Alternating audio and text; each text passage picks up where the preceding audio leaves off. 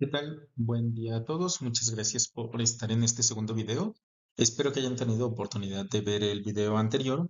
Me gustaría continuar con la discusión que veníamos haciendo acerca de las enzimas, esta vez a partir de la cinética enzimática. Vamos a retomar algunos de los supuestos que habíamos mencionado hacia el final del video pasado. Y de la misma forma que hicimos en el video anterior, me gustaría que empezamos a partir de digamos, algunos antecedentes históricos en el desarrollo de esta área. El marco general que nosotros utilizamos actualmente para describir a la cinética enzimática se propuso inicialmente por un investigador ruso, naturalizado francés, que es Victor Henry.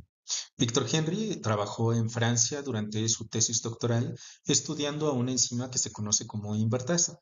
La invertasa es una enzima, es una hidrolasa que tiene como función tomar a un disacárido, que es la sacarosa, y liberar como producto a una molécula de glucosa y a una molécula de fructosa. Esta enzima, la invertasa, estaba siendo estudiada alrededor del mundo por diferentes laboratorios para tratar de entender cómo es que las enzimas pueden hacer la conversión de un sustrato hacia un producto, pero no necesariamente a partir de los fundamentos químicos de la catálisis, sino de los parámetros cinéticos, es decir, de cómo van cambiando las concentraciones de los sustratos y de los productos conforme proceden las reacciones. El trabajo de Víctor Henry está documentado y puede ser accesible públicamente a través del enlace que están viendo en la diapositiva, en donde su tesis, que está digitalizada, da cuenta de todos los postulados y de todas las hipótesis que él propuso para estudiar a las enzimas. Eh, Les comento, el texto de la tesis doctoral está disponible en línea. Si alguien quiere leerla, está escrita en un francés que se puede entender relativamente fácil, aun cuando no hablen el idioma. Pero para todos aquellos que no quieran leer la tesis, me gustaría que nos fijamos en esta parte del documento. Desde aquí ustedes ya pueden reconocer que Víctor Henry está escribiendo esta ecuación, que por ahora mismo no sabemos de qué es, pero la está escribiendo a partir de una dx sobre dt, es decir, una tasa de cambio de x con respecto al tiempo. X, Henry lo estaba utilizando como una variable para hablar acerca del producto.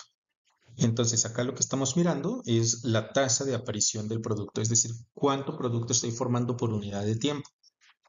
Este parámetro, la X, aparece otra vez aquí y junto con ella estamos viendo acá a una variable A que está indicando a el sustrato.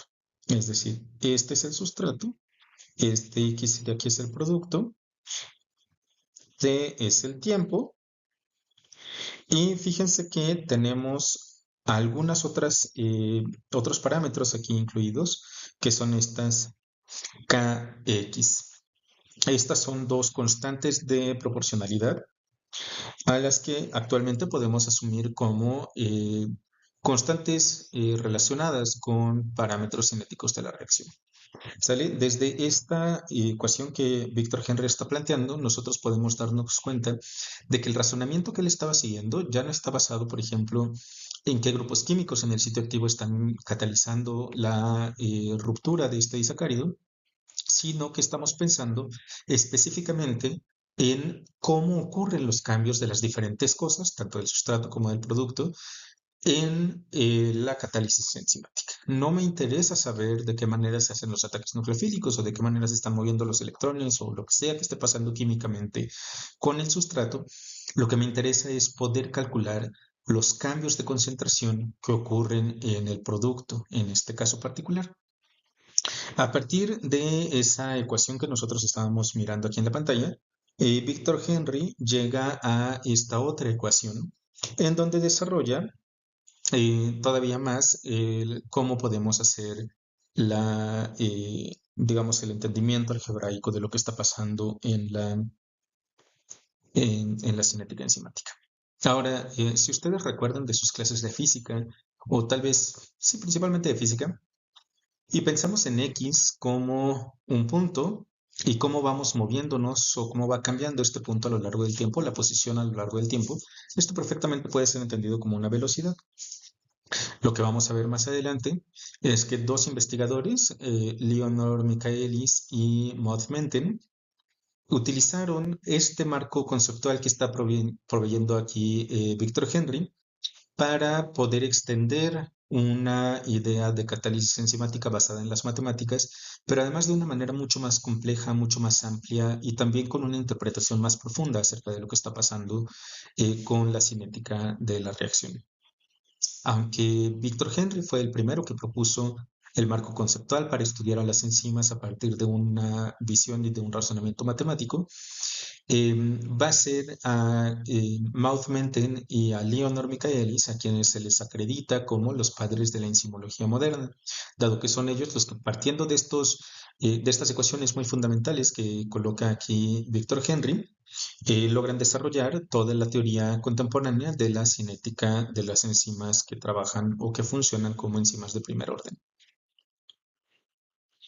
Ahora, el trabajo de Víctor Henry fue realizado en 1902. En 1902 él publica su tesis y también publica un artículo a partir de su investigación doctoral, pero para ese momento, pues el mundo seguía girando, ¿no? Estaban sucediendo cosas alrededor del mundo. Por ejemplo, en 1902 a Eduardo VII y a Alexandra se les corona como reyes del Imperio Británico. En 1902, del otro lado del mundo, en algunos de los países del Caribe americano, especialmente en Martinica, ocurre la erupción volcánica del Mount Pelée, en donde, pues hasta ese momento es una de las erupciones volcánicas más fuertes que se habían registrado en la historia, y se estima que por allí de 30.000 personas fallecieron con consecuencia de este desastre natural. Moviéndonos otra vez hacia el otro lado del Atlántico, pero hacia el sur, en Sudáfrica, en ese mismo año se estaba terminando la Segunda Guerra de los Boer, en donde descendientes de algunos colonizadores británicos, alemanes y estadounidenses empiezan a pelear empiezan a, digamos, a tratar de defender la autonomía de los territorios que ellos habían colonizado y culminan con un cambio geopolítico en donde deciden someterse justo a la corona británica. Entonces les cuento esto, ya sé que esto no tiene nada que ver con cinética enzimática, pero se los cuento para que todas las personas que me están viendo, que son de la UAM y que conocen toda la situación en la que estamos atravesando, pues saben que actualmente, al menos ustedes que son parte de nuestra licenciatura, están viviendo un momento tal vez de mucha incertidumbre. Esta incertidumbre siempre está presente y para nosotros que hemos escogido el camino de la ciencia, hemos decidido, para bien o para mal, que queremos trabajar a partir de la incertidumbre, queremos siempre acercarnos hacia cosas que no conocemos y que por lo tanto nos dan miedo. Yo sé que la situación social en este momento y la situación, digamos, contextual de la universidad es complicada. Es muy probable que algunos de ustedes se sientan con demasiada incertidumbre de qué es lo que va a pasar, de si tenemos seguridad o no, de poder regresar a las aulas y demás. Pero quiero que no se dejen dominar por esa ansiedad, por esos ciclos ansiosos y que recuerden a una cosa que nos decía Rita Levi Montalcini. Rita Levi fue una neurobióloga bastante importante y en alguno de sus speeches, de sus discursos, ella menciona que algo que pasó, Rita Levi además tuvo que sufrir distintos estragos de la Segunda Guerra Mundial, tuvo que emigrar de su país para llegar a Argentina, eventualmente terminó ganando el premio Nobel. Y entonces, haciendo una reflexión sobre su carrera, ella decía que durante gran parte de su vida había enfrentado situaciones que la llenaban de miedo, pero que había entendido que esos momentos difíciles, todos esos momentos en los que ella sentía miedo y sentía que no había seguridad acerca de las situaciones, pues en realidad solo nos paralizan cuando nos dejamos dominar por ese miedo. Y en el momento en el que nosotros empezamos a hacernos responsables de ese miedo y a atacarlo de manera tal que no se convierta en un miedo paralizante, entonces podemos empezar a derivar cosas positivas a partir de ello. Y les quiero adelantar una disculpa pues por haberme tomado este paréntesis, pero sí me gustaría que todos ustedes que están atravesando por esta situación en nuestra universidad, pues no se dejen dominar justo por ese sentimiento de miedo o de ansiedad. Yo espero que a partir del trabajo conjunto entre el estudiantado, el profesorado y el cuerpo de administrativos, así como los cuerpos en dirección en diferentes niveles de nuestra universidad, podremos construir juntos espacios dignos y seguros para ustedes que estén a la altura de las exigencias que ustedes de manera muy justa están reclamando.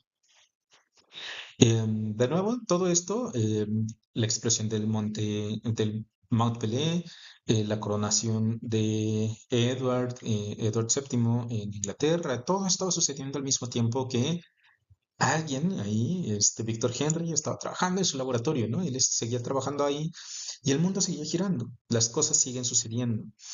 Y tan siguió girando que 13 años después, bueno, 11 años después, en 1913, estos dos señores, Leonard Michaelis y Malcolm Menten, que además estaban casados, empiezan a trabajar con también la invertasa para poder extender el trabajo de Victor Henry. Ellos toman el primer acercamiento matemático que había propuesto Victor Henry para poder estudiar a las enzimas y van a empezar a partir de ello a extender esta teoría, a explicar de manera más profunda las implicaciones biológicas de esas expresiones matemáticas que se estaban proponiendo. A Leonard Michaelis y a Maud Menten son a quienes de nuevo acreditamos como padres de la enzimología moderna, porque a partir de ellos empezamos a tener ya ahora sí, de manera formal y robusta, un acercamiento matemático para describir distintos parámetros cinéticos del trabajo de las enzimas. Ahora bien, en el video anterior nos habíamos quedado con algunos supuestos y quiero hacer aquí un recordatorio breve de las cosas con las que cerramos el video anterior. Nosotros mencionamos que para una reacción muy simple como la reacción de una molécula A que se convierte en una molécula B, nosotros podemos estimar la tasa de esta reacción como una constante de proporcionalidad que va a describir qué tan fácil pasamos de A a B. Y en este caso, que sería una reacción de primer orden, multiplicada solamente por la concentración del sustrato. ¿Sale? En las concentraciones, perdón, en las reacciones de primer orden, la velocidad de la reacción dependerá entonces de esa constante de proporcionalidad que tenemos ahí, pero también de la concentración del sustrato. Y esa dependencia va a ser una dependencia lineal, ¿sale? Otra de las cosas que habíamos mencionado en el video anterior es que nosotros podemos dibujar más o menos una reacción similar para el trabajo de una enzima. Y entonces estábamos mencionando que en el caso de las enzimas, nosotros podemos partir de la enzima libre más el sustrato, que se están convirtiendo en el complejo enzima-sustrato, que se van a convertir en la enzima libre y el producto liberado después de hacer la catálisis sobre el sustrato. ¿Sale?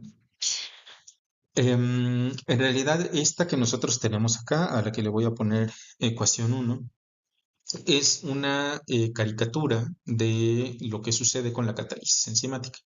El escenario puede ser mucho más complejo y de hecho una descripción, digamos, más general va a ser tener a la enzima con el sustrato que se convertirá en el complejo enzima-sustrato, que se convertirá en el complejo enzima-producto y que finalmente me dará como resultado a la enzima libre más el producto liberado.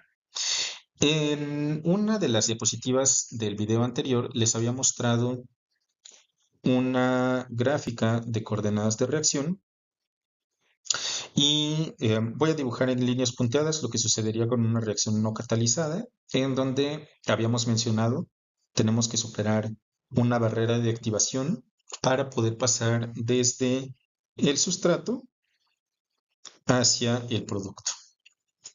Eso es lo que pasaba en una reacción no catalizada. Sin embargo, si ustedes recuerdan de algunos de los diagramas que vimos en la en las diapositivas del video anterior, o si quieren revisarlo en su libro, lo que les van a mostrar es que tenemos algo similar a esto. Y vean que en esta gráfica lo que tenemos entonces son dos valles. Este valle que tenemos acá, al que les voy a poner 1 y 2, y una cima al que voy a poner aquí como un asterisco. A ese asterisco nosotros ya lo conocemos. Este es el estado de transición. ¿Quiénes son los valles que tenemos dibujados ahí? El uno va a ser justo la formación del complejo enzima-sustrato y el 2 va a ser la formación del complejo enzima-producto. En ambos casos lo que yo estoy viendo es que existen en un mínimo de energía. Recuerden que acá lo que estamos graficando en este eje es la energía libre de Gibbs que está asociada a cada una de las entidades químicas que nosotros tenemos ahí. Sale ahí lo que estamos mirando son la energía libre de Gibbs y sobre el eje de las X lo que estoy viendo es la coordenada de reacción. De nuevo, entonces, uno y 2, es decir, la formación de los complejos enzima-sustrato y enzima-producto, representan valles en este diagrama de coordenadas de reacción, representan pozos, representan cimas. Y siempre que ustedes vean un pocito o una cosa como esta, tienen que tener presente que estamos hablando de un estado que es estable.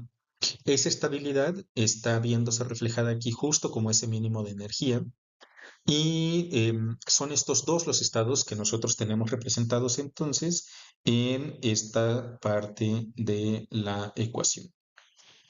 Esos serían de nuevo los dos estados que tenemos aquí. Ahora, normalmente lo que nosotros vamos a ver es que esto no es lo único que sucede con las enzimas y de hecho esto va a ser muy distinto dependiendo de qué enzima estemos trabajando. En general, lo que vamos a encontrar es que para muchas de las cosas, sí tenemos, siempre vamos a empezar con la enzima y el sustrato, pero podremos ir hacia la formación de un complejo enzima-sustrato que se puede convertir en una entidad química distinta como un segundo complejo enzima-sustrato, que se puede convertir en una entidad química distinta, por ejemplo, en un tercer complejo enzima-sustrato, que se puede convertir finalmente en nuestro complejo enzima-producto. Y finalmente esto nos va a dar lugar a la formación, ahora sí, de nuestra enzima libre más el producto. Recuerden que en la catálisis la enzima no se está consumiendo, está funcionando solamente como un catalizador y que por lo tanto esa enzima se tiene que regenerar como enzima libre. Ahora, fíjense que en este caso, en este chorizote que acabamos de escribir acá, nosotros anteriormente solamente estábamos dibujando una flechita que nos llevaba desde el complejo enzima-sustrato hacia la formación del complejo enzima-producto. Usualmente ese no es el caso para las enzimas. Las enzimas hacen muchos pasos intermedios de reacción y cada uno de los pasos me va a dar lugar a un sustrato o una molécula cargada en el sitio activo con una naturaleza química distinta, porque ya le moví electrones, porque ya hice un ataque sobre ella, lo que sea. Cada uno de esos va a inducir sobre mis coordenadas de reacción un pocito de mínimo de energía libre. En algunos casos, esos pocitos son necesarios para hacer que la siguiente reacción ocurra y demás, pero fíjense que aquí, como lo tenemos, cada una de esas flechas que yo estoy dibujando debe tener asociada su propia constante de velocidad. Si nosotros queremos hacer una ecuación matemática que describa de manera ideal a cada una de las enzimas, tenemos que conocer cada uno de estos estados intermedios. Sin embargo, debido a que los estados de transición y los estados intermedios en el sitio activo ocurren en escalas muy rápidas, por ahí de nanosegundos, milisegundos, es muy difícil técnicamente poder medir esos parámetros. Por lo tanto, y como pues, nos encanta fingir que la vida es más fácil de lo que en realidad es, lo que vamos a hacer es que pasaremos de una ecuación como esta que acabamos de dibujar acá a una que va a ser todavía una reducción ya muy cínica del asunto, ¿sale? Entonces, con la ecuación con la que vamos a estar trabajando para efectos de este curso, es que el complejo enzima-sustrato se forma a partir de la enzima y del sustrato y se procede hacia la liberación de la enzima libre y el producto. Fíjese que acá hice una trampa. Este paso que nosotros estamos dibujando aquí, estoy dibujándolo ahora con una sola flecha en una sola dirección. Estoy asumiendo que este paso es irreversible. Y fíjense también que cualquier cosa que haya sucedido aquí en el camino, no me importa. Todo eso lo estoy asumiendo como un solo único estado de complejo enzima sustrato. De nuevo, ¿por qué? Pues porque técnicamente es muy complejo medirlos, es difícil de manera técnica medir estos parámetros, pero además porque esto nos va a ahorrar mucho trabajo a la hora de poder hacer nuestra ecuación general para describir el trabajo de las enzimas. Otra cosa que quiero que tengan presente es que acá lo que estamos haciendo es trabajar solo con enzimas de primer orden, enzimas en donde su velocidad de reacción va a depender fundamentalmente de las concentraciones tanto de la enzima como del sustrato. ¿Por qué? Porque ahora estos dos están siendo los reactivos de esta reacción general. Lo otro que voy a considerar es que el producto está en cantidades muy pequeñas con respecto a las concentraciones de enzima y de sustrato y que por lo tanto a este lo puedo, digamos, asumir como una entidad química que inicia en ceros en esta reacción. Al inicio de la reacción yo no tengo absolutamente nada de producto. Lo otro que voy a asumir es que la enzima en todos los casos está permaneciendo como un valor constante. Esto normalmente sucede cuando nosotros estamos estudiando cinética enzimática, porque para poder hacer la caracterización enzimática, lo que estamos haciendo es una reacción in vitro en una celda, por ejemplo, en una celda de un espectrofotómetro, o en un vial, o en un tubo, en lo que sea. Pero yo sé cuánta enzima puse en esa reacción. Yo pipeteé una cantidad determinada de la enzima y por lo tanto ese parámetro, yo sé qué parámetro estoy poniendo al inicio de la reacción. Es decir, dado que yo sé cuánta enzima estoy poniendo acá, y además estoy asumiendo que la enzima se regenera como enzima libre al terminar la reacción, en realidad la enzima nunca está cambiando de concentración. ¿Sale? Esos son algunos de los supuestos con los que estaremos trabajando ahora. Para irle poniendo sabor al asunto, recuerden que nosotros estamos trabajando además con tres reacciones en este caso. No tengo tres flechitas, tengo tres reacciones. Dos están caminando hacia la formación del producto, digamos, están caminando hacia esa misma dirección, y una me está regresando hacia la liberación de la enzima y del sustrato. A cada una de estas las vamos a llamar, por un lado, K1 y K-1 a la que me regresa, K2 a aquella que me está llevando hacia la formación del producto libre. Voy a asumir además que debido a que tanto la enzima, los voy a escribir aquí, enzima y sustrato. Estas son concentraciones conocidas, ¿sale? Concentraciones conocidas. Conocidas. Pero además voy a trabajar en un supuesto en el cual la enzima va a estar en exceso, ¿sale? Y para eso me gustaría además que empezamos a trabajar sobre este otro supuesto. Vamos a hacer una pausa aquí y regresaremos. Entonces, para entender el siguiente concepto, que va a ser el de una reacción en estado estacionario, quiero que empecemos a imaginar a las enzimas como este Pac-Man. ¿Sale? Entonces, nosotros tenemos un número particular de Pac-Man y la chamba de este Pac-Man va a ser tragarse esa pizza de mora azul. No sé por qué les dibujé el triángulo azul, pero bueno, este Pac-Man se tiene que comer ese triángulo, ¿sale?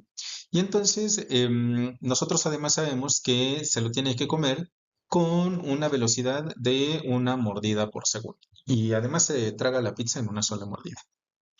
Fíjense que en esta situación en la cual yo tengo más enzima de lo que tengo de producto, yo puedo aumentar la velocidad en la que se desaparece la pizza, mientras voy aumentando la pizza disponible para que sea comida por los Pac-Man, ¿sale? Entonces, si tengo Pac-Mans que no están comiendo y yo aviento más pizza, esa pizza va a desaparecer, digamos, con una velocidad aparente más rápida, ¿sale?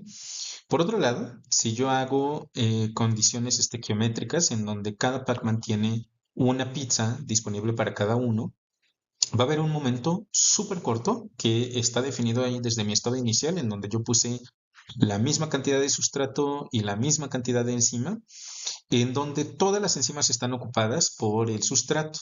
Pero eso ocurre de manera muy, muy muy fugaz, digamos. Ocurre de una forma transitoria en donde eso solamente ocurre en un momento muy pequeño y eventualmente conforme los Pac-Man vayan tragándose la pizza, pues vamos a tener a algunos Pac-Man que estarán sin pizza en la boquita y por lo tanto están libres para poder hacer otra reacción.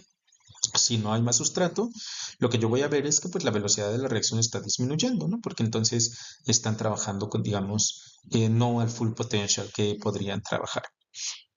¿Qué pasa si lo que yo tengo es una cantidad infinita de pizza comparada con la cantidad de Pac-Man que yo tengo ahí?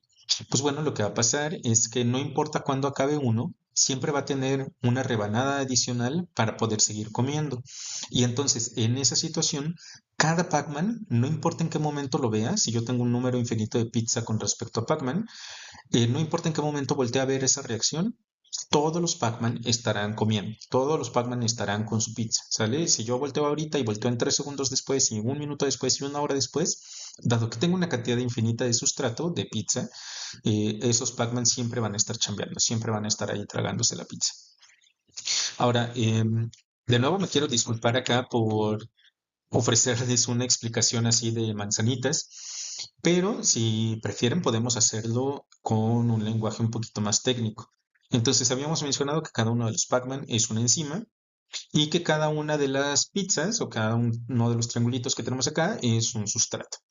En el primer escenario, yo estoy trabajando en un escenario en que la concentración de la enzima es superior a la concentración del sustrato.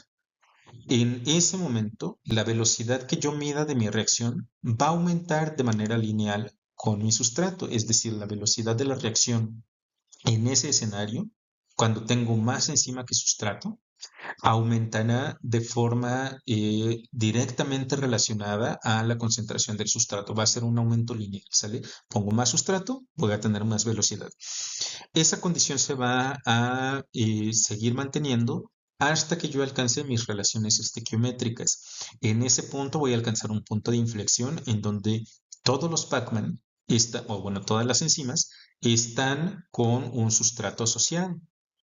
Si nosotros no seguimos agregando sustrato, entonces lo que voy a ver es que va a empezar a decaer la velocidad de esa reacción, pero cuando nosotros estamos trabajando en el en el tercer supuesto, lo que vamos a ver es que si yo tengo una concentración de sustrato infinitamente más grande que la enzima, que la concentración de la enzima, lo que vamos a tener es a nuestro sistema enzimático trabajando siempre a una velocidad máxima. Siempre voy a estar trabajando con este sustrato en una velocidad máxima.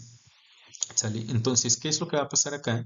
Que yo voy a tener dos regiones que son bien importantes. La del supuesto 1, en donde la velocidad aumenta de forma lineal con respecto al sustrato, y también la de la velocidad, la del escenario 3, en donde yo tengo sustrato que ya está en exceso con respecto a la concentración de la enzima.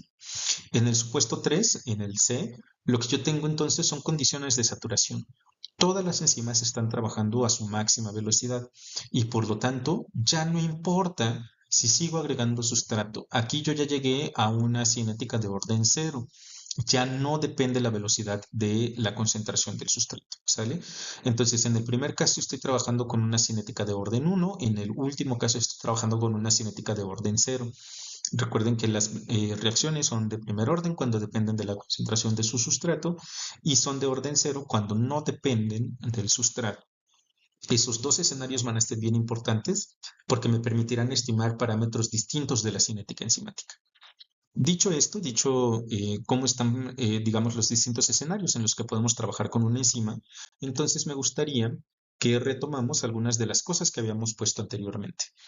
Si nosotros tenemos el escenario C, en el cual nosotros habíamos puesto concentraciones de sustrato que eran muy grandes comparadas con la concentración de la enzima, entonces voy a tener aquí que mi sustrato siempre va a estar en una concentración constante, ¿cierto? Dijimos que si el sustrato está en exceso, toda la enzima va a estar ocupada, digamos, por el sustrato y entonces voy a tener una concentración constante del complejo enzima-sustrato. Si yo quiero poner, así como habíamos hecho aquí, las perdón, como habíamos hecho en uno. No, sí, como habíamos hecho ahí en donde puse la flecha. Las velocidades de cada una de las reacciones, yo tengo que considerar las concentraciones de los reactivos y las constantes de velocidad de cada una de las reacciones. Entonces, acabamos de mencionar que el complejo enzima-sustrato, este va a trabajar siempre en un supuesto de concentración constante. ¿Sale? Si yo tengo la concentración constante del complejo enzima-sustrato, eso significa que todas las reacciones que formen al complejo enzima-sustrato y todas las reacciones que desaparezcan al complejo enzima-sustrato están operando con la misma velocidad. ¿Sí? Esto debe tener sentido en sus cabezas. La tasa de formación del complejo enzima-sustrato y la tasa de desaparición de ese complejo tienen que ocurrir con la misma velocidad para que la concentración del complejo enzima-sustrato se mantenga constante. Ahora, fíjense de nuevo que aquí yo tengo solamente una reacción de estas tres que está formando el complejo enzima-sustrato. Esa reacción es la que está determinada por K1. Y por el otro lado, tengo dos reacciones que están desapareciendo al complejo enzima-sustrato. Esas son K2 y K-1. Vamos a entonces hacer esa igualdad que nosotros acabamos de postular, en donde la tasa de formación a la que le voy a poner rate 1 de la formación del complejo enzima-sustrato tiene que ser igual a la tasa de desaparición del complejo enzima-sustrato. ¿Quiénes son las constantes ahí? Entonces va a ser la tasa que está determinada por K-1 más la tasa que está determinada por K2, ¿sale? Pero a estas nosotros ya sabemos escribirlas y las sabemos escribir con base en los sustratos de cada una de las reacciones. ¿Quién es rate 1? Rate 1 va a ser K1 por la concentración de la enzima, K1 por la concentración de la enzima y la concentración del sustrato. Esto dijimos que tiene que ser igual a la K-1. Esa K-1 tiene como sustrato al complejo enzima-sustrato más K2, que tiene como sustrato también al complejo enzima-sustrato. Y espero que todo el mundo haya llegado conmigo hasta acá y que no se me hayan perdido. En caso de que se me perdieron, pueden regresar el video. Si siguen quedando dudas, recuerden que tengo los comentarios en el Classroom. Si les da pena utilizar el Classroom, pueden hacer los comentarios o las dudas directamente en el correo, mi correo institucional, que está también ahí en el grupo de Classroom. Por ahí vi que algunos estuvieron poniendo videos en comentarios en el video pasado. También si quieren dejar las preguntas en los comentarios de YouTube, ahí puedo atender algunas de las dudas. Por ahora lo único que estamos asumiendo aquí entonces con toda esta ecuación a la que vamos a llamar 2, es justamente esta condición. La condición en donde el complejo enzima-sustrato tiene una concentración constante. Es lo único que hemos hecho hasta ahora. Hemos escrito una ecuación que nos permite describir el estado en el cual el complejo enzima-sustrato permanece constante. ¿Sale? Ahora, fíjense que si yo pienso en la enzima, hace un rato teníamos ahí a los Pac-Mancitos. Entonces, si yo pienso en la enzima, voy a tener... Bueno, este Pac-Man está muy feo. Puedo tener a mi Pac-Man así, solito, o puedo tener a mi Pac-Man tragándose la pizza, ¿sale? Entonces, esos dos, aunque es la misma enzima, está en dos estados diferentes. Tenemos a uno en donde vamos a tener a la enzima libre o tenemos a uno en donde tendremos a la enzima formando el complejo de la enzima con su sustrato, ¿sale? Ahora, si yo quiero saber cuánta enzima total tengo, la enzima total tiene que ser necesariamente la suma de las concentraciones. Aquí, a ver, vamos a poner todo esto en términos de las concentraciones. La concentración de la enzima total debe ser de manera necesaria la misma suma de la enzima en su estado libre, a la que vamos a ponerle F, como lo habíamos hecho anteriormente, de free enzyme, más la concentración de la enzima que está formando el complejo enzima-sustrato. ¿Sale? Ahora, fíjense que acá yo tengo entonces enzima libre aquí y todas las demás las tengo como el complejo enzima-sustrato. Entonces lo que vamos a hacer es expresar a la enzima libre en términos de la enzima-sustrato y la enzima total.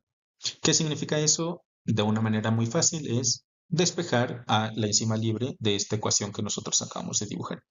¿Quién es la enzima libre? Voy a evitar ahorita los corchetes para no saturar la diapositiva, pero entonces la enzima libre de este lado va a ser la enzima total menos cuánto de la enzima está formando el complejo enzima-sustrato. Y yo creo que esta relación pues está bastante obvia para todo el mundo. Bueno, a ver, dijimos que íbamos a evitar los corchetes. Se los voy a poner así con llaves para que no piensen que es una concentración. En esta ecuación, a la que le vamos a poner la ecuación 3, pues está bastante fácil, ¿no? Lo único que hicimos fue despejar a la enzima libre. Ahora, vamos a hacer de aquí una sustitución. Vamos a sustituir a la enzima libre, como la tenemos expresada en la ecuación 3, en la ecuación 2 que tenemos ya con las constantes.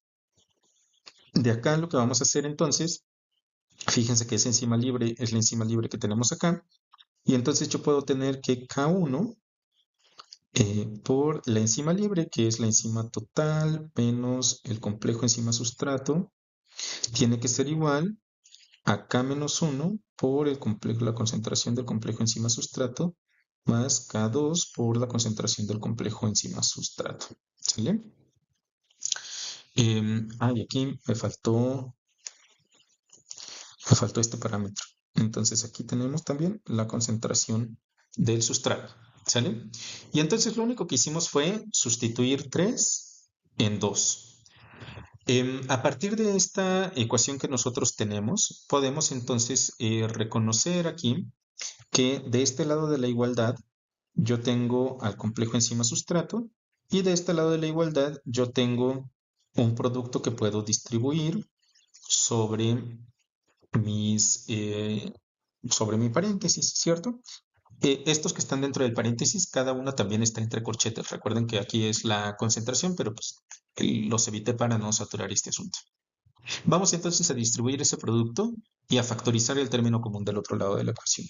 Entonces lo que yo voy a tener es K1, que está ahora como T, aquí la enzima total, por la concentración del sustrato, menos el complejo enzima sustrato por la concentración del sustrato, y esto tiene que ser igual a K-1 más K2 por la concentración del complejo enzima sustrato.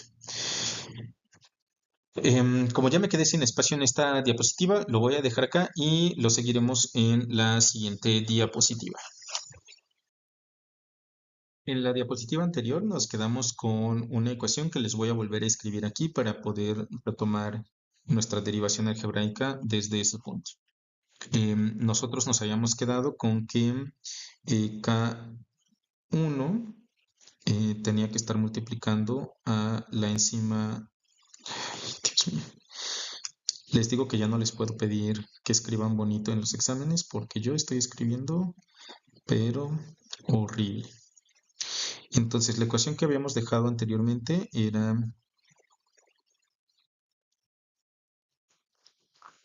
todo mal, perdonen. La concentración del complejo enzima sustrato que estaba multiplicando a la concentración del sustrato y todo esto tenía que ser igual a la K-1 más K2 que estaba multiplicando a la concentración del complejo enzima sustrato. Esa es la ecuación con la que nos quedamos en la diapositiva anterior. Algo que yo voy a hacer ahora es pasar a esa K1 que tenemos de este lado de la igualdad hacia el otro lado de la igualdad. Entonces, para no reescribir la ecuación completa, lo único que voy a hacer es pues moverla, ¿no? La voy a borrar de acá.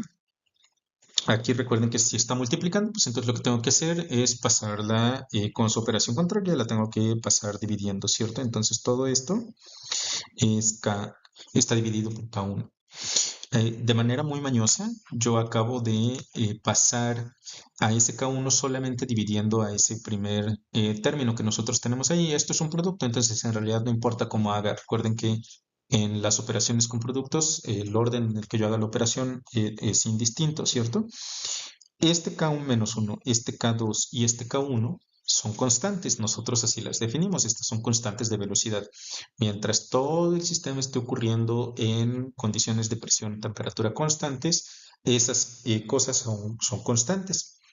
Dado que en los sistemas biológicos usualmente tenemos eso, están sucediendo en condiciones de temperatura constante y en condiciones de presión constante, todo esto en realidad es una constante. Recuerden que si yo estoy operando solo sobre constantes, cualquier operación algebraica que yo haga solo sobre constantes va a ser necesariamente una constante, ¿cierto?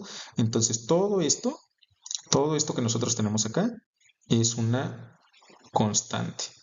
A esta constante le podemos llamar ahora como nosotros querramos, pero la vamos a llamar Km, la constante de Michaelis. Fíjense que lo que nosotros vamos a hacer ahora es reescribir toda esta ecuación utilizando la Km de la constante de Michaelis, pero además voy a mover a todo este término que ahora que ya moví a la K1, ya no necesito este paréntesis, todo ese término lo voy a pasar hacia el otro lado de la ecuación. Entonces vamos a escribir esta ecuación con esos dos cambios. A ese K-1 más K2 sobre K1 lo vamos a llamar ahora Km, y a este término que está restando aquí, la concentración del sustrato por la concentración del complejo enzima sustrato, lo vamos a pasar del otro lado de la ecuación. Entonces si hacemos esto, nosotros, déjenme cambiar el color de la tinta otra vez. Lo que vamos a tener es que la enzima total multiplicando al sustrato tiene que ser igual a la constante de Michaelis, que está multiplicando a la concentración del complejo enzima sustrato. Eso es lo que yo tengo si hago la sustitución de Km en ese lado de la igualdad. Pero recuerden que además estamos pasando el otro término, ¿no? Entonces de este lado de la igualdad está restando, lo voy a pasar sumando. Y entonces acá lo que tendré es que el complejo enzima sustrato está multiplicando a la concentración del sustrato. Vean también que aquí yo tengo dos términos comunes, ¿cierto? Y a estas cosas, cuando tenemos términos comunes, conviene mucho factorizarlas para evitar estar escribiendo todo este chorizote. Todo esto entonces es igual a la concentración del complejo enzima sustrato. Estoy factorizando ese término común que está multiplicando a la Km más la concentración de sustrato, ¿cierto? Eso es lo que nosotros tendríamos de nuestra ecuación ya factorizada. Vean que todo esto sigue siendo igual a estos dos términos, ¿sale? Lo único que hicimos fueron unas operaciones algebraicas que mantienen la igualdad y que por lo tanto siguen describiendo el mismo sistema del que habíamos partido originalmente. Ahora, algo que vamos a hacer aquí es que yo quiero despejar a este término de concentración de enzima sustrato, ¿sale? Tengo a este factor que está multiplicando y lo quiero pasar a este lado de la igualdad y por lo tanto lo voy a pasar dividiendo. Además, para facilidad del asunto voy a invertir ahora la igualdad, entonces esto me va a quedar como la concentración del complejo enzima sustrato y eso es igual a la concentración de la enzima total por el sustrato sobre el término que estamos despejando de aquel lado, que estamos pasando, ¿sale? Km por la concentración del sustrato. ¿Sí? Hasta acá espero que hayamos llegado todos. Fíjense que esta ecuación se empieza a parecer un poco a la ecuación que nos planteaba Victor Henry en 1902. Esta ecuación de acá, si ustedes recuerdan cómo empezamos toda esta pesadilla algebraica, partimos de la enzima más el sustrato, que se convierten en el complejo enzima-sustrato, que finalmente me da lugar a la enzima libre más el producto, ¿cierto? Y nosotros, si ahora mismo estamos interesados en calcular solamente la tasa de formación del producto, es decir, solamente este pedazo de la reacción, porque es el único que me está dando lugar hacia la formación del producto, lo que tenemos que hacer es considerar a la constante de esta reacción que ya habíamos bautizado como K2, ¿cierto? Entonces, ¿cómo calculo la velocidad de la formación del producto? Esa velocidad va a ser K2 por la concentración de los reactivos de esa reacción. Los reactivos en este caso solamente el complejo enzima sustrato, perdón. Ahora fíjense que esto es una velocidad, es la velocidad de aparición del producto. A esa velocidad yo la puedo llamar B, la vamos a llamar por ahora, por conveniencia, así la velocidad inicial o la velocidad cero. Y esta velocidad cero, yo casi que la tengo acá. Si yo quiero expresar eso como una velocidad, la velocidad inicial, en este caso de formación del producto, me hace falta de este lado una K2. Pero yo no puedo hacer esto sin romper la igualdad, ¿cierto? Entonces, si quiero multiplicar de aquel lado por K2, tengo que multiplicar de este lado también por K2. Ahora, vamos a reescribir todo esto como la velocidad inicial. Vamos a cambiarnos otra vez de tinta y estamos escribiendo con el negro. La velocidad inicial como K2 por la concentración total de la enzima por la concentración del sustrato sobre Km más la concentración del sustrato. Ahora, nosotros también hicimos, cuando hablamos de los Pacman, hicimos algunas assumptions, hicimos algunos supuestos, y el escenario en el que estábamos trabajando, recuerden, era un escenario, el escenario C, en el cual teníamos un número infinito de pizzas para el número finito de Pacmans que nosotros teníamos. Es decir, tenemos un exceso gigantesco de sustrato con respecto a qué cantidad de enzima tenemos en esta reacción. Si nosotros estamos teniendo un exceso de sustrato, es decir, si esta cosa está tendiendo hacia el infinito, lo que nosotros vamos a tener acá es que toda esta reacción va a estar desplazada hacia la formación del complejo enzima-sustrato. Es decir, si yo tengo una cantidad infinita de sustrato con respecto a la concentración de la enzima, no voy a tener toda la enzima, más bien la enzima total de mi sistema va a estar formando el complejo enzima-sustrato. En este escenario, en el escenario en el cual tengo un exceso muy grande de sustrato, la enzima total es el complejo enzima-sustrato. Toda la enzima está ocupada. Como lo habíamos visto anteriormente, cada Pacman está siempre con una pizza en la boca. Si nosotros entonces podemos hacer que la enzima total sea igual a la concentración del complejo enzima-sustrato, porque ya dijimos que siempre voy a tener a un sustrato en el sitio catalítico, entonces fíjense que esto me va a regresar a K2 por ES, ¿sale? Entonces, K2 por ES, ya habíamos dicho que era una velocidad. Ahora, ¿qué velocidad tendría cuando yo tengo siempre a mi enzima ocupada por el sustrato? Entonces, habíamos dicho que si el sustrato, si la concentración del sustrato era mucho mayor que la concentración de la enzima, entonces lo que tenía aquí es que mi sistema está operando en la velocidad máxima. Eso es lo que habíamos mencionado anteriormente, ¿cierto?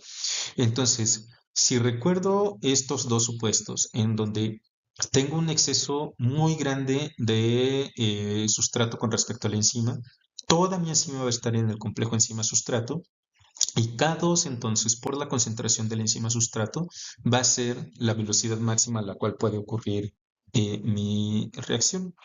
Si agarramos esas dos cosas, entonces nosotros podemos escribir todo esto como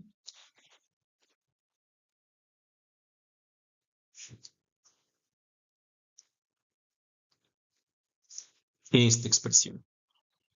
¿Qué es lo que hice para pasar de K2ET a Vmax? Entonces consideré que toda la enzima está en el complejo enzima-sustrato, es decir, toda la enzima está siendo ocupada, todos los sitios activos disponibles están siendo ocupados por el sustrato, pero además recordé que si estoy con todos los sitios activos ocupados, mi sistema está trabajando en una velocidad máxima. Por lo tanto, K2ET es igual a Vmax, ¿cierto? Lo que hicimos fue agarrar esta parte de la ecuación y convertirla en Vmax. Esta ecuación que ustedes tienen acá es la ecuación de Michaelis-Menten. Ahora, si algunos de ustedes tienen un razonamiento matemático muy alto y ustedes quieren graficar esta función que nosotros tenemos aquí en dependencia del sustrato, se van a dar cuenta que por supuesto esto no tiene una forma lineal, ¿cierto? Esto no, la velocidad no aumentará de forma lineal con respecto al sustrato. Vamos a tener, si nosotros quisiésemos graficar a esto, lo que vamos a obtener como resultado de la gráfica de esta función,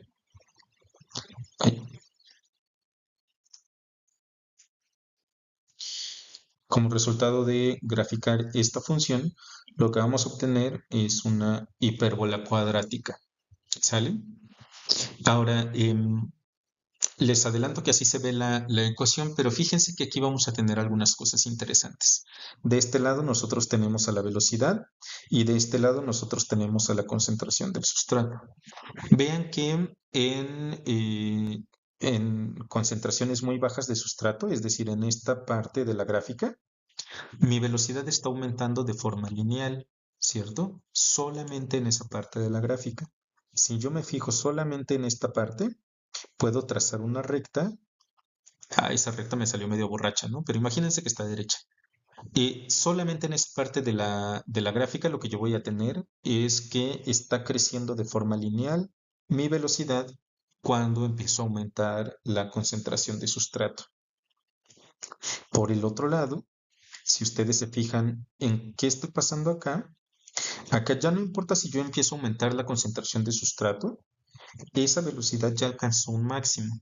Ya tenemos ahí una velocidad máxima, y esa velocidad máxima de la que estábamos hablando en esta situación.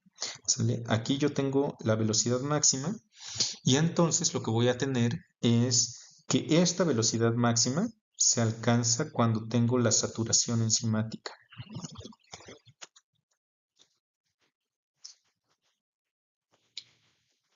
¿Qué significa esto? Ay, Cristo, qué horrible la saturación enzimática.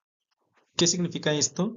Que si yo quiero conocer la velocidad máxima de mi reacción, lo que tengo que hacer es trabajar en estas condiciones en donde mi reacción se convierte en una reacción de orden cero, en donde yo ya no modifico la velocidad aun cuando esté moviendo la variable independiente.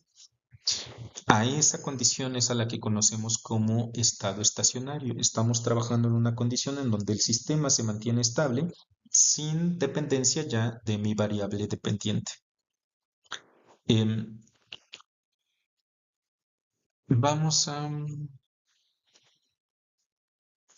no sé por qué no quiere avanzar mi diapositiva, pero déjenme resolverlo.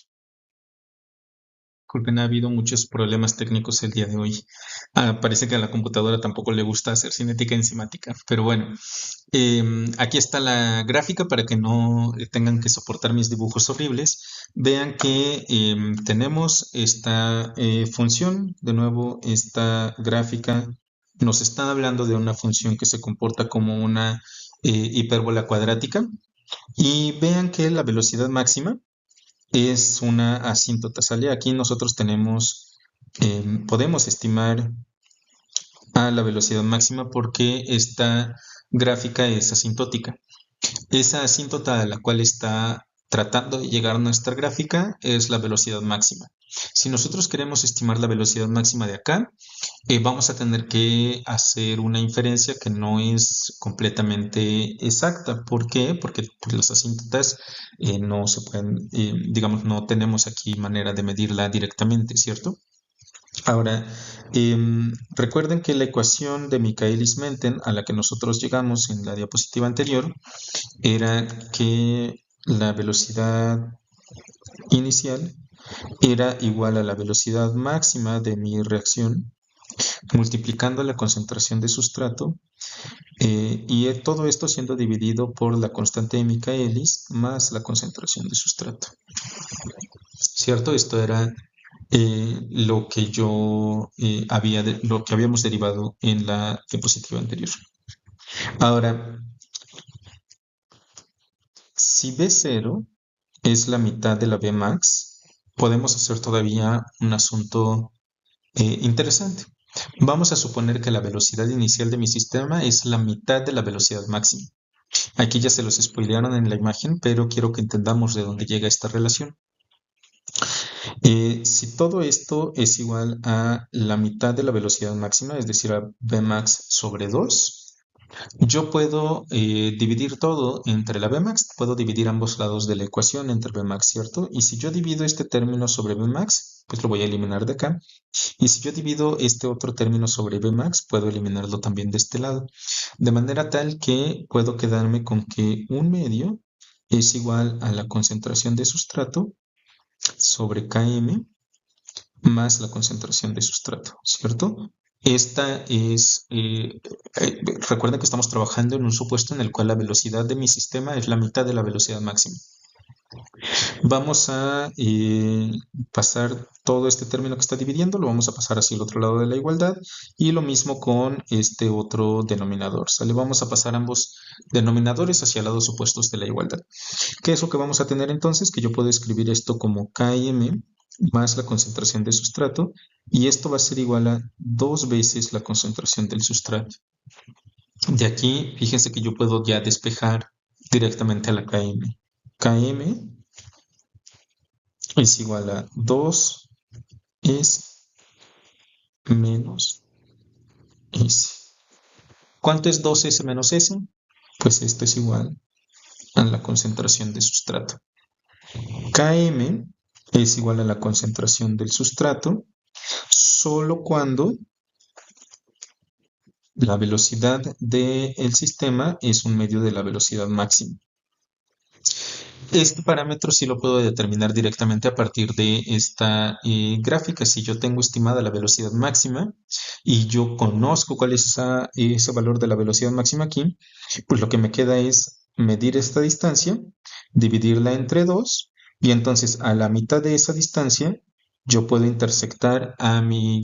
déjenme les cambio los colores otra vez. Puedo intersectar a mi gráfica y entonces lo que voy a obtener es que en este punto de la intersección, en donde la velocidad es un medio de la velocidad máxima, yo puedo bajar a encontrar cuál es la concentración de sustrato que me está dando esa velocidad. Esa concentración de sustrato corresponde a la Km, ¿sale? Recuerden otra cosa, a nuestra Km la habíamos escrito anteriormente como K-1 más K2 sobre K1. De ahí fue que sacamos a nuestra Km. ¿Quiénes eran esas Ks? Eran pasar de la enzima más el sustrato hacia la enzima sustrato y luego hacia la enzima más el producto. Y habíamos mencionado que este es K-1, K-1, K1, K2. Esas son las constantes que nosotros tenemos. Fíjense que K-1 y K2, esta de aquí y esta de aquí, son las que me están alejando de el complejo enzima sustrato, son las que están consumiendo el complejo enzima sustrato. K1, esta que yo tengo acá, es la única que me está formando al complejo enzima sustrato. Debido a que yo estoy viendo a partir de la Km la formación, o sea, qué tan fácil se forma el complejo enzima sustrato, a esta Km se le ha interpretado como la afinidad de la enzima por su sustrato.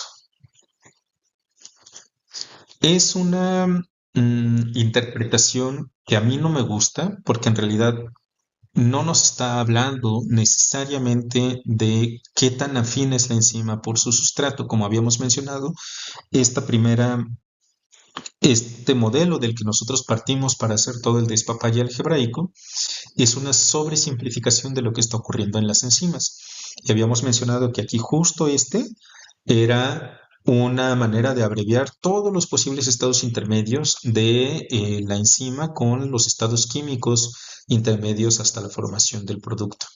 Por esa razón, de manera formal, Km no es necesariamente la afinidad de la enzima por el sustrato. Sin embargo, para efectos del curso y en esta clase que es introductoria para la bioquímica, ustedes pueden asumirlo Solo que sí les quiero recordar que aunque me lo pongan y yo se los voy a poner bien en el examen, aunque lo interpreten de esta forma, quiero que tengan presente que la KM no es sinónimo de la afinidad de la enzima por el sustrato. Para las enzimas de primer orden, en condiciones ideales, cuando no hay reversibilidad del producto hacia el sustrato, cuando el complejo enzima-sustrato es solamente una entidad puntual y no existen pasos intermedios de reacción, en condiciones donde el sustrato está en exceso, en donde la enzima siempre está ocupada por el sustrato, en todos estos supuestos, y vale, bueno, sí, podemos decir que la Km es una medida de la afinidad de la enzima por el sustrato.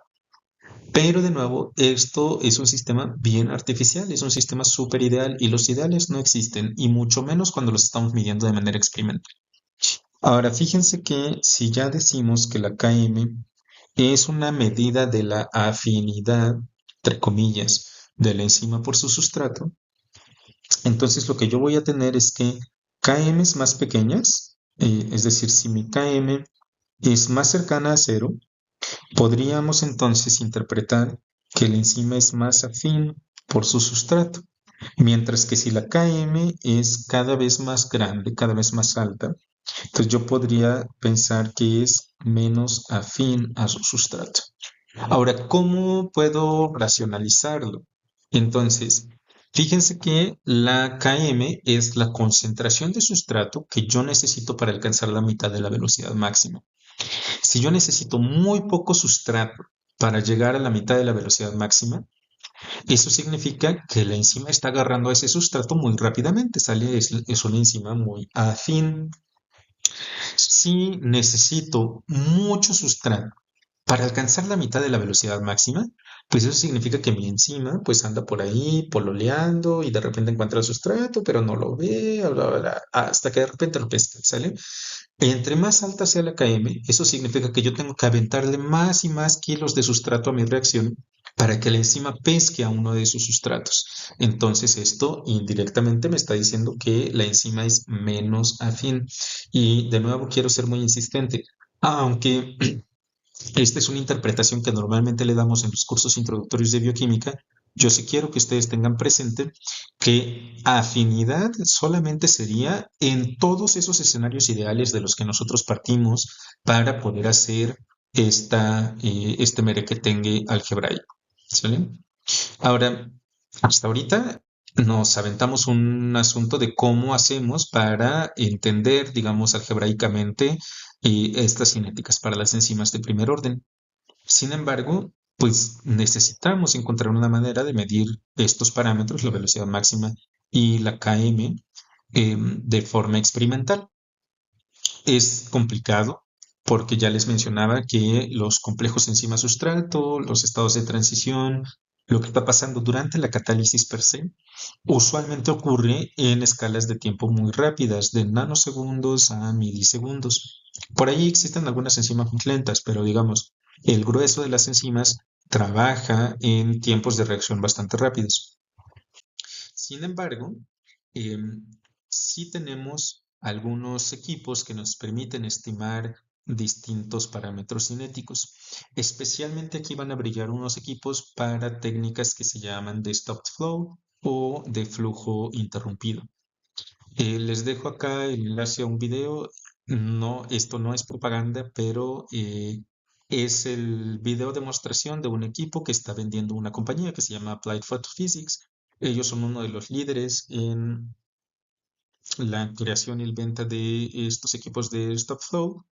Y de manera muy rápida, lo que les quiero mostrar de esto es que tenemos un equipo que contiene diferentes, diferentes jeringas en los cuales se inyectan los sustratos que uno necesite, ¿no? La enzima, el sustrato, si tenemos un activador, si tenemos un represor, lo que sea.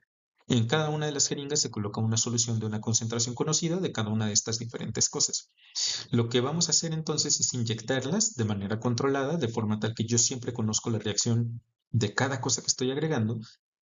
Y eventualmente estas jeringas se juntan, el flujo de esas jeringas se junta para hacer una solución común en una celda que además está siendo excitada con un haz de luz. Este haz de luz puede ser de una longitud de onda particular y usualmente lo que hacemos es estudiar enzimas que como parte de su mecanismo de reacción o nos convierten un sustrato colorimétrico en una cosa incolora o toman un sustrato incoloro y lo convierten en algo con color, es decir, algo que podemos medir a partir de sus longitudes de onda. De manera de nuevo muy general, lo que estamos haciendo es entonces inyectar de manera independiente cada una de de esos sustratos de nuevo en condiciones conocidas. Esto pasa por una celda en donde es iluminada por una fuente de luz y luego nosotros recogemos ya sea la fluorescencia o la absorbancia o cualquier parámetro óptico que me permita estimar cuánto producto se está generando o cuánto sustrato se está desapareciendo. Cualquiera de las dos me va a poder ayudar a estimar las velocidades iniciales. Esto lo podemos ir haciendo a lo largo del tiempo o en condiciones de concentraciones distintas, tanto de la enzima como del sustrato. Y a partir de estas mediciones nosotros podemos hacer un ajuste hacia los datos experimentales y a partir de estos ajustes estimar esos parámetros de las velocidades iniciales y por lo tanto de las kms y de las velocidades máximas que nosotros tenemos ahí en la enzima. Ahora, seguramente ustedes conocen los métodos de regresión por mínimos cuadrados.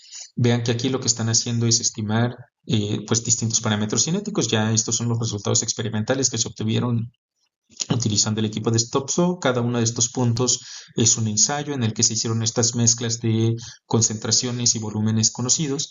Y fíjense que al ajustar una recta tenemos un valor de ajuste del punto 99.8. Es decir, el 99.8% de mis datos caen sobre esa recta ajustada. Estos equipos de StopFlow son equipos bastante sensibles, son equipos también muy costosos y se utilizan para hacer analítica en cosas de cinética enzimática. Aquí en Morelos, en Cuernavaca particularmente, el Instituto de Biotecnología cuenta con algunos equipos de StopFlow. Algunos de ellos los pueden solicitar a través de colaboraciones. Yo no estoy seguro si el Centro de Investigaciones Químicas tiene, porque bueno, la verdad es que lo desconozco, pero las personas que trabajan con cinética enzimática podrían orientarnos un poco más acerca de cómo se utilizan estos equipos y cómo se obtienen los datos. Ya llevamos un poco más de la hora, entonces yo quisiera dejar aquí este video por el momento. Les agradezco nuevamente que estén viendo estos videos. Espero que les sean de utilidad, no solamente en esta situación, sino también cuando regresemos a las aulas y que los puedan consultar. Al igual que el video anterior, este lo voy a subir a YouTube para que lo puedan tener ahí con ustedes.